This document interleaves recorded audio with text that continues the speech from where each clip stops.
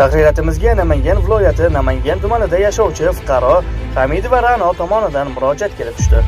Murojaatchi o'z murojaatida ikkinchi guruh nogironi va tadbirkor bo'lishiga qaramay, banklar tomonidan ajratilayotgan imtiyozli kredit ola olmayotganidan norozi. Men Namangan viloyati Namangan tumanidan keldim. Hamidova Ra'no bo'laman. O'zbekiston Respublikasi prezidentiga murojaat qilmoqchiman. Tadbirkorman. Hurmatchilikka a'zo bo'lganman. Ikkinchi guruh nogironiman. 2025-yilni yanvardan burun Aloqa bankka qatnayman. Namangan viloyati Aloqa bankka hujjatlarimni topshirdim. O'sha 100 million so'm kredit so'raganman. O'sha ishchi o'rnini yaratib, ishchi o'rni mashinkalarim bor. Hozirda ishchi yuritaman desa, mana 1,5 yildan burun yuribman. Ariza qildim, ko'p marotaba inobatga olishmadi. O'zbekiston Respublikasi Bosh prokuraturasiga qildim, Bosh vazirlar mahkamasiga qildim arizani. O'zbekiston Respublikasi Prezidenti xalq qabulxonasiga qildim.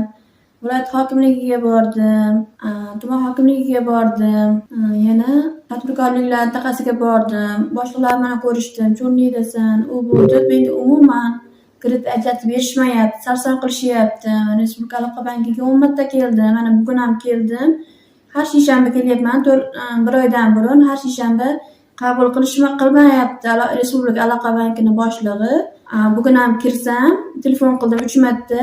Meni hech kim qabul qilmaydi, siz ketavering deb aytishdi.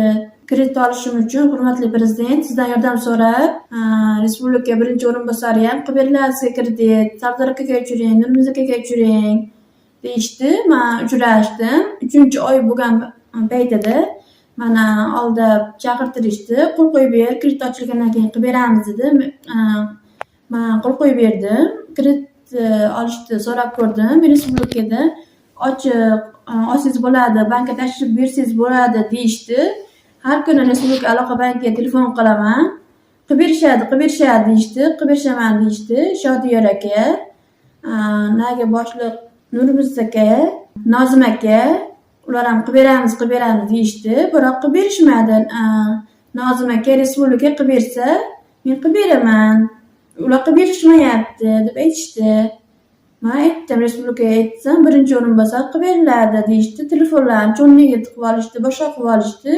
Sarson sargardonman. Mana 1,5 yildan burun Shodiyor aka ham ustimdan kuldi. Ko'p joyga murojaat qilyapsan, murojaatingni inobatga olishmadi. Xohlagan joyingga qil deyishdi. Ichki ishlarga ham murojaatim kelib tushdi. Ichki ishlar ham bekitib olishdi. Viloyat prokuraturasi Saydullo aka ham murojaatimga be'tibor bilan qaradi, yozib yuborishdi. Hozir